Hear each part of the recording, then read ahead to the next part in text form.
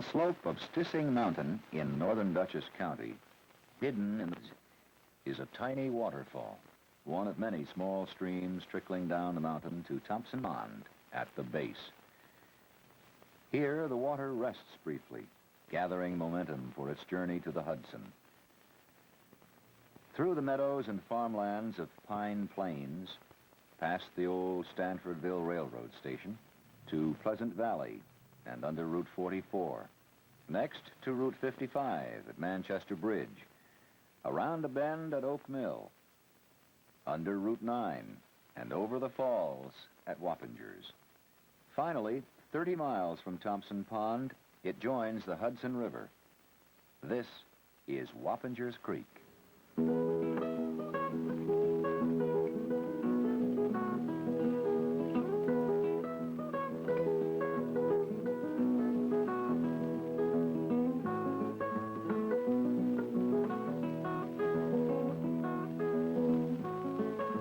Wappingers Creek is treasure. To some, it's a home. To others, a place to play.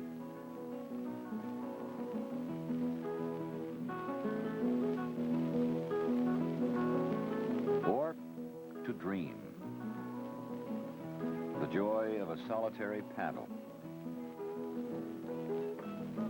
The challenge of a race.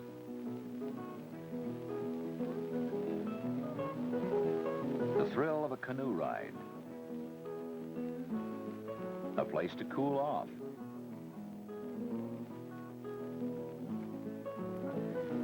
Or take a quick dip. The excitement of bringing in a fish. Or the frustration of trying. The beauty along its banks. And the water itself. All these make the Wappingers truly a treasure. We sometimes wonder what forces determined the path Wappingers Creek would follow. Why there's a bend here or a rapids there. With some comments on that, here is a noted area geologist, Dr. A. Scott Warthen, Professor Emeritus of Vassar College. The lifeblood of Dutchess County, as Lon Du Bois used to call the Wappinger, drains about 200 square miles of the county. Like other streams its size, in dry times it's very small. In floods, an all-powerful torrent. The 1955 record flood was 19,000 times the volume of the dustiest September drought. Stissing Mountain, with its fire tower, is the oldest rock in the valley. A lovely headland, but a geological enigma. This oldest rock in the watershed should be anywhere but where it is, for in a sense it's floating on the younger rocks around it, without roots. And it's over 500 million years old, too. With Stissing as a starter, it shouldn't surprise you to know that all the other rocks downstream have seen hard times, too. Foldings, breakage along faults, and so on. Very complicated, but with a definite order, which lines up most of the rock ridges on a north-northeast trend. Yeah, that's why the creek has that same general trend. The rocks were shaped this way over 300 million years ago, following which period, streams, including the Wappinger, cut valleys, deeper in the soft rocks, of course. This pattern prevailed until the last million years, when the ice came, overwhelming and burying the land from view. It reshaped the land, and as the ice melted, it left thick layers of sand, gravel, and sometimes clay over the battered surface. And on this new landscape, the present Wappinger started to cut its channel about 15,000 years ago. Parts of the new channel have cut down to reach the folded bedrock beneath, complicating the process. Each of these bedrock ledges creates a rapids in the channel, and these rapids provided the mill sites all along the course. Nature has worked down the valley, and now man is getting in his licks. Let us hope that man will be understanding and respectful of the lifeblood of the county. In April, Wappingers Creek is host to the local Whitewater Derby. This is sponsored by the Hudson Mohawk chapter of the U.S. Submarine Vets of World War II. Henry Moose Carn talks about the race.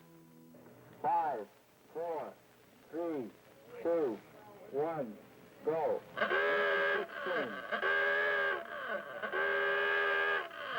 This is the Submarine Veterans 5th Annual Water Derby, and this year we'll have over 450 contestants in it. And we would like to thank the town of Pleasant Valley and the town of Poughkeepsie and to allowing us to use their premises, and also to all the service organizations, the divers and the radio clubs and the organizations that are here with their food booths today. And next year we will have probably over 500. Here's the first heat, jockeying for position and advantage in the still water ahead.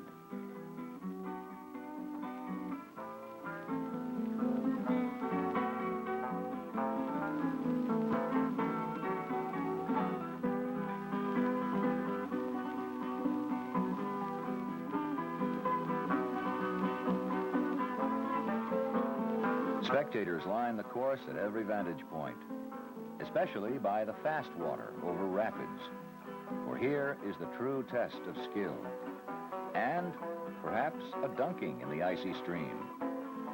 The real excitement is for the participants as they fight cross currents and watch for submerged rock.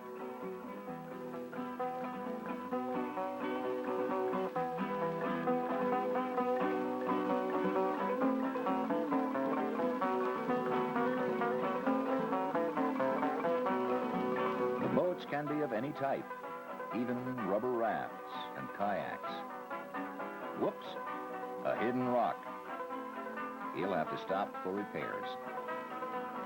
Traffic sometimes gets heavy, and some lose direction, but all have fun. Some will be winners, and some will have just gone for a ride.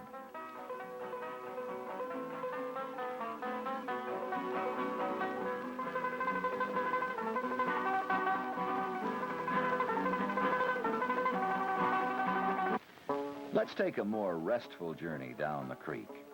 This small brook is the beginning of Wappinger Creek.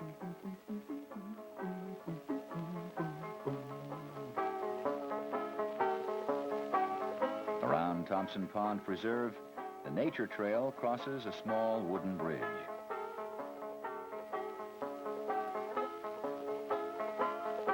From here to Stanfordville, the creek passes through farmland, underbrush, and wetlands, areas mainly inaccessible to all but the most persistent. Near Grist Mill Road in Stanfordville, the creek becomes navigable, and we continue our trip in canoes. Incidentally, no matter how warm the day or calm the water, life jackets should be worn when canoeing. The upper section of the creek is quiet and primitive.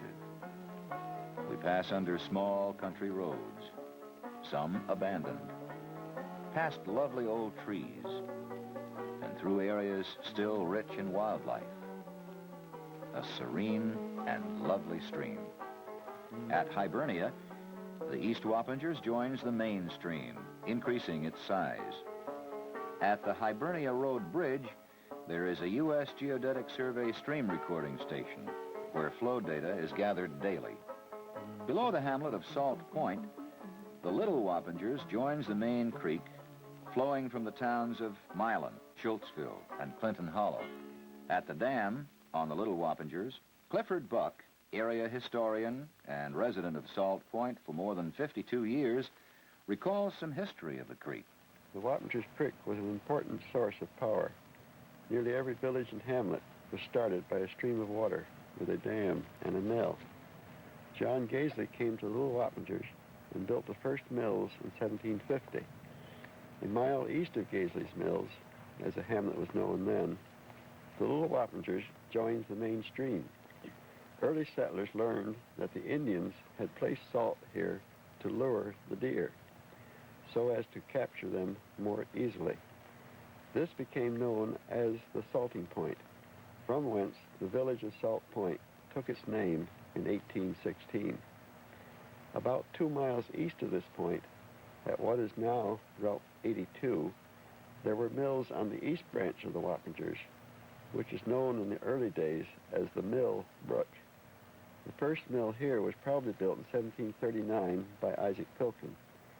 By 1875, there was a thriving woolen mill here with houses and a church for the workers. Going south from the salting point, we reach Pleasant Valley. The first mill here was a cotton mill started by Abbott in 1760. This covered bridge was washed out by floods in 1841 and rebuilt and stood until 1911. It was then replaced by this early concrete arch bridge and wooden dam. The present bridge was built in 1936 and the dam lowered in 1957. Going southwesterly from Pleasant Valley, we come to Rochdale, where there were mills for cotton and woolen manufacturing before 1800. There were similar mills at Manchester, and as their owners had come from England, we have the English names of Rochdale and Manchester. The Titusville mills, owned by Elias Titus, furnished woolen blankets for the Civil War soldiers. One of these early mills had this sign: "No liquor allowed in this mill, in a keg or bottle or a man's belly." And an outdoor sign read, "To fatten your shoats, don't feed them on swill, but give corn and oats ground at Manchester Mill." There's lots more to see. Let's continue our journey. Here we are paralleling the busy traffic of Route 44. We pass behind homes in the Rochdale area, through the rapids at Rochdale. Quiet now, without the mill wheels turning or the racers streaking through. As we approach Manchester Bridge, we'll pass under Route 55. Turn is the remains of a mill water outlet. We see others enjoying the stream. And not everyone needs a boat.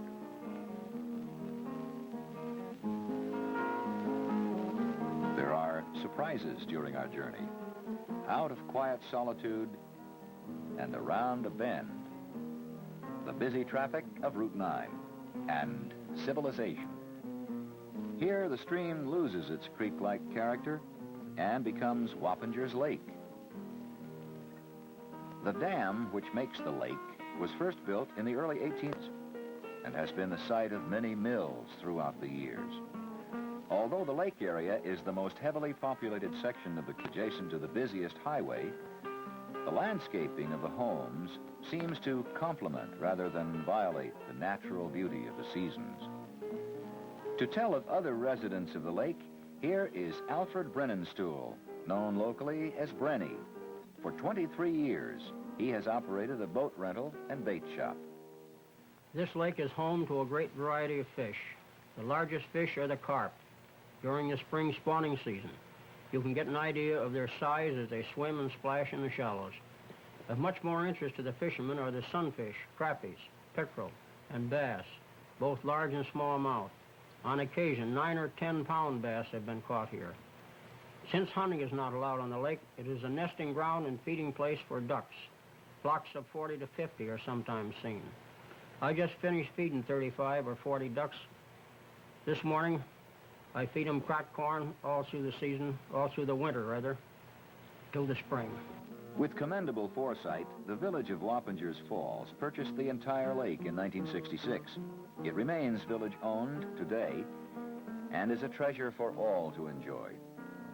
After passing over the falls and through the old industrial area, the water reaches the level of the Hudson River and becomes a tidal estuary. Here, tides are 3 to 4 feet. The National Geographic, in an article about the falls, commented that it was a shame that the village faced away from the falls. When this pipe carried water for power to the industries below, the falls were only a trickle and not very spectacular.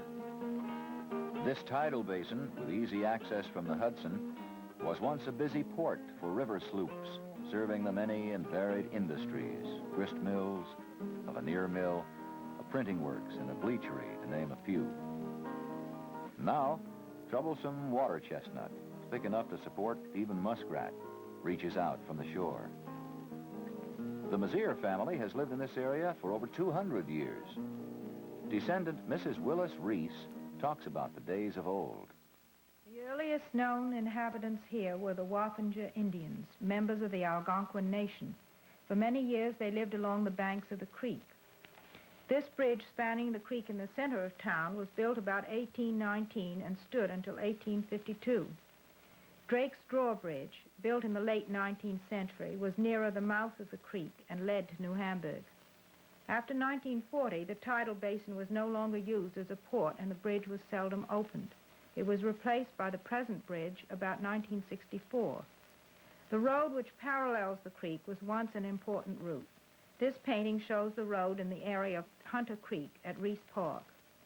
Several small packet boats dock regularly at Wappinger's Falls. The Duchess shown here and the Petrel were two of the best known.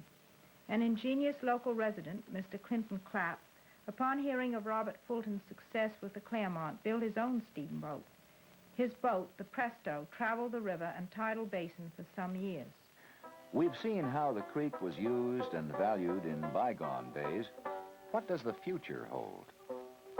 The Lorax, in Dr. Seuss's book of the same name, asked, "Who speaks for the trees?" Might we not ask, who speaks for the streams? The Wappingers and its sister streams in Dutchess County are precious resources. They need protection. A watershed management committee has been formed to initiate programs involving local citizens. An early project was stream bank plantings. Here, the Pleasant Valley Girl Scouts plant creek willows to help stabilize the bank. This area was the site of an Indian encampment. Perhaps Indian children played here 300 years ago. A water quality testing program has been started to gauge the effects of runoff and its pollutants. Each month, samples at various locations along the length of the stream are taken to test for dissolved oxygen, chemicals, and bacteria. This information is on file for comparative purposes. Test sampling is essential in a clean water program so that causes of pollution can be quickly determined and corrected. Another program to protect the stream was accomplished under the Emergency Flood Relief Act. The Soil Conservation Service completed several bank stabilization projects. These rock embankments also protect the adjoining land. There are still many problems, including erosion, particularly in play areas. Studies are underway seeking solutions, but the public must get involved, speaking and working for better streams. To keep our streams healthy and attractive to all in Dutchess County, we need to find solutions to many more problems. Success means that all of us must become involved. Let's make the Wappingers a vacation land at home, a place to swim, play, canoe, a place to relax and enjoy the peace and quiet of nature. We've traveled the Wappingers Creek from mountainside to the river, from yesterday to today. The Wappingers Creek is truly our backyard treasure.